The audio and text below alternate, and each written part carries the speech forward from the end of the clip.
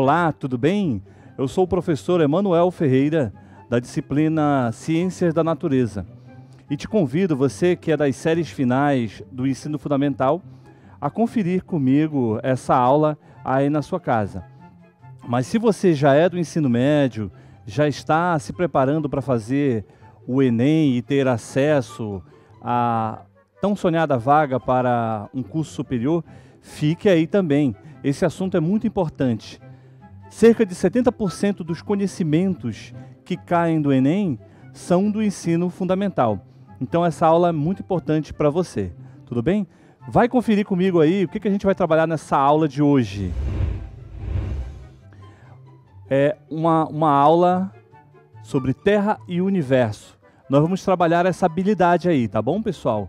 A habilidade é F08C113, que é representar os movimentos de rotação e translação da Terra e analisar o papel da inclinação do eixo de rotação da Terra em relação à sua órbita na ocorrência das estações do ano com a utilização de modelos tridimensionais. Então, nesse segundo slide que a gente está vendo aí, pseudociência e empirismo. Dá uma olhada aqui para mim. Atualmente, pessoal, muitas pessoas acham que têm uma formação técnica, uma formação científica, que podem opinar sobre diversos assuntos, apenas pelo fato de estarem inscritos em alguma rede social. Nós vemos muito isso no Facebook, no WhatsApp, todas essas redes. Muitas pessoas têm a falsa impressão que elas têm um conhecimento apurado, um conhecimento afinado sobre o que é ciência. Mas, na verdade, o que nós vemos muitas vezes é a pseudociência. Nós estamos cheios de pseudocientistas, não é? Essa pandemia tem nos revelado que até as pessoas têm se tornado médicas. Elas vão à farmácia, se automedicam, compram remédios sem receitas, e isso é muito perigoso. O processo para construir um medicamento, para licenciar esse medicamento, até a vacina para a Covid, que tem uma corrida no momento, é um processo muito demorado e meticuloso, que obedece, obviamente, o método científico. Nós não podemos nos deixar acidentar pelo fácil acesso às informações sem que as fontes sejam de fato checadas. Nós vivemos hoje o mundo da pós-verdade. Existem muitas fake news por aí, pessoal. Então, essa é uma missão da ciência, da escola, alertar para as falsas notícias. Não compartilhe notícias sem checar a fonte, sem confirmar se é verdadeiro ou não, pois quem mente antes diz a verdade. Essa é uma frase da música do Humberto Gessinger: quem mente antes diz a verdade. Então, procure sempre checar as fontes. E não é porque a gente tem uma rede social que a gente pode sair opinando ao torto e ao direito. Nós temos que nos embasar cientificamente antes de dar a nossa opinião e antes de propagar por aí a nossa visão para que outras pessoas acabem nos seguindo. E isso pode dar um grande problema, pessoal. Vamos então voltar lá e conhecer mais sobre a pseudociência? Então, muitas pessoas, elas tentam construir a sua visão da ciência baseada na observação. É claro que nesse momento em que elas tentam construir essa verdade, elas fazem isso achando que é lógico. Pessoal, só porque uma coisa parece ser lógica, não quer dizer que ela seja científica. Pelo contrário. Então, pessoal, muitas pessoas procuram construir uma visão sobre a ciência, mas essa visão está apenas baseada naquilo que eles estão observando. Só pelo fato de ser lógico. Nem tudo que é lógico, entre aspas, veja bem, é digno de ser científico. A ciência, ela tem um conjunto de procedimentos que tornam ela uma ciência. Essa atitude dessas pessoas de só observar e daí emitirem um juízo é uma atitude anticientífica. Ela desinforma e também pode gerar graves problemas para todos. Principalmente para quem, pessoal? Para os governos, não é? Que nessas horas são os governos que têm que lançar mão de recursos e ações para poder neutralizar os efeitos de uma fake news, de uma informação anticientífica. Uma dessas informações que a gente tem vivido muito, tem muitas outras, não é? Você que tem uma rede social sabe, muitos memes, muitas notícias que falam sobre remédios que fazem bem ou não, medicamentos, garrafadas, frutas, comidas que fariam bem para acabar com a Covid, mas não é bem assim. Tá? Vamos voltar mais uma vez lá para o nosso slide. Um desses fatos que é uma pseudociência é dizer que a Terra é plana. Pessoal, é claro que a Terra não é plana. Isso já foi demonstrado há mais de 4 séculos. Isso já está totalmente superado. Mas ainda hoje muitos grupos insistem em dizer que a Terra é plana. Se isso fosse verdade, nós não estaríamos vivenciando o verão amazônico somente aqui. Todo o planeta viveria um verão amazônico. Essa condição que a gente tem aqui na nossa região, ela se repetiria em todos os lugares. E outra, em todas as épocas do ano. Sempre seria assim. Mas não é desse jeito, não é, pessoal? Então vamos conhecer, de fato, a versão da ciência. Nós vamos apresentar a visão da ciência para desmistificar, para dizer a você, para que você entenda e combata aí os seus coleguinhas que também insistem em dizer que a Terra é plana. Então veja aí como seria a Terra plana, tá vendo? Seria dessa forma aí. Veja que aí nós temos vários números explicando por que a Terra não poderia ser plana. Então vamos explicar um a um eles. Então, a primeira notícia que a gente tem aí, tá aqui, olha, o 1 é sobre a Antártida. Segundo a Terra plana, a Antártida seria um paredão que bloquearia as águas do oceano de caírem para o espaço. Então vamos voltar aqui para esse slide. Nós temos vários números aí no que seria a Terra plana e nós vamos dar a informação correta com relação a isso, que são esses números que estão aí, tudo bem? São 8 números, a gente vai explicar pelo menos alguns deles. É a informação que a ciência tem, tá? Isso que está aparecendo aí é pseudociência, porque a Terra não é plana. E a gente vai explicar por quê. Então veja o 1 aí. Esse 1 aí, pessoal, seria o quê? Tá vendo aqui? Essa parte branca seria a Antártida, tá bom? A Antártida, segundo os terraplanistas, funcionaria como um paredão que bloqueia as águas do oceano. Se não fosse por esse paredão, as águas escorreriam por aqui, ó, e cairiam para o espaço. Também não seria possível navegar, porque em algum momento os grandes cargueiros, os cruzeiros, eles acabariam caindo para o espaço se tivesse alguma falha na Antártida, tudo bem? Então, isso é o que diz a Terra plana. Mas o que é, de fato, a Antártida? Ela tem uma área muito pequena, é só 14 milhões de quilômetros quadrados. Isso é quase o dobro do que é o Brasil. Isso é muito pouco, pessoal. O volume, a área inteira da Terra é da ordem de 510 milhões de quilômetros quadrados. Então, seria muito pouco para proteger o mundo inteiro. Vamos ver uma outra. O horizonte, que está aqui, ó, o 2. Tá vendo bem aqui o horizonte, ó? Destaque. Segundo os terraplanistas, a nossa visão, ela não ultrapassa o horizonte porque teria uma neblina lá no final que limitaria a nossa visão. E isso, claro, não faz nenhum sentido, não é? Porque a luz, ela tem uma velocidade bem alta para ser bloqueada por uma neblina que está a poucos quilômetros de distância. Qual é a explicação correta? Se uma pessoa tem 1,80 m ao nível do mar, ela consegue enxergar a cerca de 5 km, que é a curvatura da Terra. É por isso que a gente não vê tudo. A Terra, ela tem essa curvatura, tá bom, pessoal?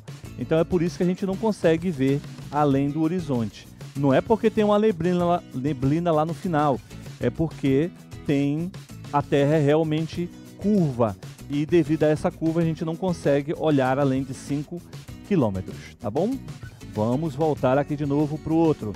Uma outra questão que a Terra plana não consegue explicar, tá bem aqui, é o número 3. Como é que o nosso planeta teria gravidade se fosse plano? Tá bem aqui o 3, está aqui as setinhas indicando a gravidade. Segundo a Terra plana, nós estamos presos no chão por conta de uma força misteriosa, o que não faz sentido algum, né, pessoal? A gravidade é um dos grandes triunfos da ciência moderna. Tá aqui, olha, agora o 4, bem aqui, ó. O que é o 4? A Lua. A Lua tem uma distância em relação a nós, que é de 384 mil quilômetros, mais ou menos. Mas, segundo a Terra plana, os teóricos, não é, dessa teoria absurda, a Lua estaria bem perto de nós, o que não é verdade. Tudo isso aí é indício, pessoal, de que a Terra plana não tem nenhum argumento. Vamos parar aqui nesse 5, tá? O que é o 5? O Sol. Também ele teria esses cerca de 51 quilômetros a 5 mil quilômetros de altitude, como a Lua. Só que isso também não faz o menor sentido, pessoal. Nós estamos a cerca de 150 milhões de quilômetros de distância do Sol. É bem distante. Se o Sol estivesse a apenas 5 mil quilômetros de nós, acredite, nós seríamos apenas uns torresminhos aqui no planeta, tá bom, pessoal? Beleza? Vamos então para um outro slide. A última explicação para a Terra não ser plana são as estações do ano. Mas por que existem as estações do ano? Não é? Tá vendo aí? Nós temos aí uma imagem mostrando as 4 estações. É a Terra que gira ao redor do Sol, pessoal, e não o contrário. Esse empirismo que eu estava falando anteriormente, não é lógico, pode parecer lógico, não é? Presta atenção aqui para mim.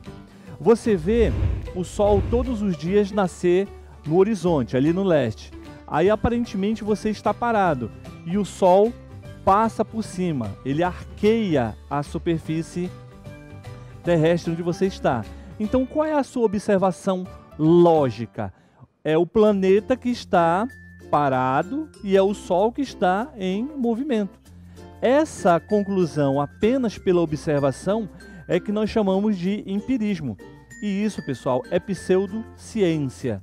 Nós precisamos seguir um conjunto criterioso de regras, um método para poder classificar uma descoberta, um fato como científico. Se não tiver um experimento, não tem como você tirar nenhuma conclusão, tá bom? Vamos voltar lá para o nosso slide? Então veja aí, nós temos os trópicos, não é? E o Equador. E tem a Terra executando o seu movimento, um movimento ao redor do Sol, que daqui a pouco a gente vai relembrar para você, quem ainda não viu vai conhecer. E nós temos as 4 estações da Terra. Então, se a Terra não se mover, não vai ter 4 estações.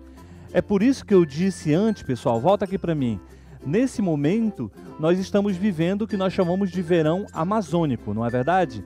É uma vontade muito gostosa da gente ir lá para fora, né? Mas não pode, segura a onda, se for sair só em última necessidade e com muita proteção.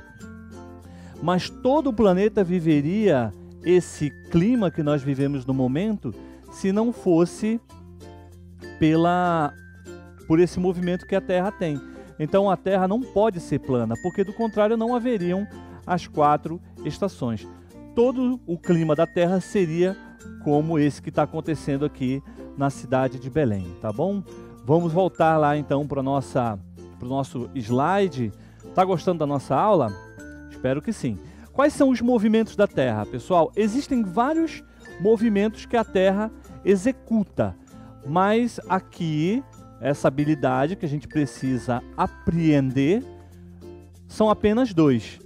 O primeiro movimento é o movimento de rotação da Terra, que é aquele no qual nós imaginamos que a Terra seja como uma espécie de peão. Exista um eixo e a Terra gira ao redor desse eixo. E como a Terra está girando, não te esquece, não é o Sol que gira, é a Terra. A Terra não é plana, a Terra bem, se ela não é esférica também, mas ela é um geóide, uma figura espacial chamada geóide. E graças a esse giro que a Terra executa ao redor de si mesmo, nós temos o dia e a noite, tá, pessoal? Olha aqui para mim. É preciso a gente definir muito bem o que é dia e o que é noite, tá bom, pessoal? Todos os planetas do Sistema Solar, que você já conheceu, eles giram ao redor desse eixo. Então, o que é o dia? Nada mais é do que o tempo que determinada região daquele planeta está voltada para o Sol, fica recebendo energia do Sol. Então, uma mesma região não fica o tempo inteiro recebendo essa energia. Em média, é 12 horas aqui no nosso planeta. Só que tem um pico, não é? A luz vai aumentando, atinge um máximo por volta do meio-dia e depois ela vai ficando cada vez menor até anoitecer. Quando anoitece, a mesma coisa. Quer dizer que aquela face do planeta que estava sendo iluminada não está mais. É isso que nós chamamos de noite, tanto para a Terra quanto para os demais planetas que estão no Sistema Solar. Agora, o que vai definir o tempo desse dia para cada planeta é o tempo de exposição à luz solar. Tudo bem, pessoal? Quer dizer que cada planeta que a gente for analisar vai ter diferentes durações para o dia e para a noite. Tudo bem? Vamos continuar então lá na nossa telinha. Fica de olho. A duração aproximada, pessoal, é de 23 horas, 56 minutos e 4 segundos.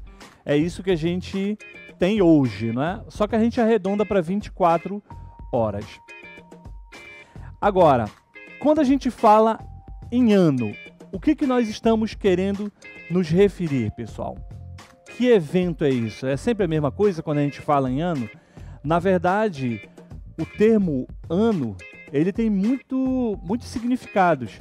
Tem o ano fiscal, não é? Que é geralmente no mês de março e abril, quando a gente precisa prestar contas ao leão sobre as nossas despesas, sobre os nossos ganhos. Tem o próprio calendário, que começa a 0 hora de 1º de janeiro e vai até 23 horas, 59 minutos e 59 segundos do dia 31 de dezembro daquele ano. Tem os anos que são bissextos, que não é todo ano. Tem o ano que você faz aniversário, não é? Que é aqueles 365 dias. Por exemplo, se você é do dia 5 de dezembro, quando se passar 365 dias, ou quando for 5 de dezembro outra vez, vai ser um ano, você vai estar completando ano, está fazendo aniversário.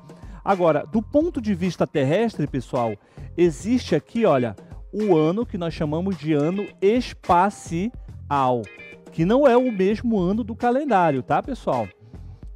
Vamos dar uma olhada aqui, ó. O ano, pessoal, ele acontece mais ou menos aqui, ó. Mais ou menos nessa... Perdão, bem aqui embaixo, ó. Onde está agora. É aqui o ano espacial. Quando a Terra está passando pela constelação de Áries. Mais ou menos 20 de março. Aí que começa o ano terrestre. Tá, pessoal? O ano espacial, perdão. Então aqui o planeta vai percorrer essa trajetória, que é a translação, E quando ele voltar de novo aqui, terá completado um ano espacial, tá bom? Beleza? Muito lindo, né? Muito legal. Como eu já disse antes, o planeta ele tem uma data de nascimento, que foi junto com o sistema planetário. E esse relógio ele começou a correr por ocasião do Big Bang, que foi aquela grande explosão, não é? Um ponto que continha toda a matéria e energia que foi espalhada pelo universo afora, esse universo que a gente está. Esse movimento é chamado de translação e ele acontece porque a Terra contorna o nosso astro ao longo desses 365 dias. Na verdade, é um pouco mais de 365 dias. Vem aqui para mim. Além dos 365 dias, cada ano tem uma sobra de 6 horas que vão sendo acumuladas. Lembre-se que na rotação que a gente acabou de ver, o dia tem 24 horas. Então essas 6 horas que são acumuladas, elas vão sendo somadas ao longo de 4 anos. De modo que ao fim desses 4 anos, quanto é que dá aí? Bora ver se você tá bom de matemática. 4 vezes 6, quanto é que dá? 4 vezes 6, 24. São 24 horas. Então surge um dia a mais. Esse dia a mais é colocado de 4 em 4 anos no mês de fevereiro, que passa a ter 29 dias. Esse ano é chamado de bissexto. Nós estamos vivendo um ano bissexto, tá? Geralmente é fácil você diferenciar. Nos anos que são bissextos tem Olimpíadas. Nos anos que não são bissextos tem Copa do Mundo, tá bom? Vamos voltar lá para os nossos slides? Então, nós temos as estações sempre no ano, graças a essa inclinação da ordem de 23 graus no plano da nossa órbita, pessoal. Olha, eu vou voltar aqui um pouquinho. Já pensou se a Terra fosse plana e fosse inclinada de 23 graus, pessoal? Nós todos estaríamos escorregando para o infinito. A vida não poderia existir, não poderia ter nada, tudo estaria caindo o tempo inteiro para o espaço, porque é uma inclinação de 23 graus. Uma inclinação de 23 graus, pessoal, é muito grande. Só para você ter uma ideia, atualmente na Fórmula 1, olha aqui para mim, a equipe que está vencendo todas aí, que você deve estar acompanhando, ela tem um sistema que na reta o piloto apruma os pneus, mas para deixar o carro estável na curva, eles são defasados de meio grau. Eles têm uma cambagem de meio grau, eles ficam cada um apontando para um lado, eles divergem meio grau e um carro de Fórmula 1 fica estável numa curva. Imagina uma inclinação de 23 graus, pessoal. É uma inclinação muito intensa, não haveria nenhuma forma de nós ficarmos em equilíbrio na superfície terrestre, tá bom? Vamos voltar lá para o nosso slide. Então, a Terra, ela tem 4 estações: verão, outono, inverno e primavera. É sempre nessa ordem. Não pode vir inverno depois de verão.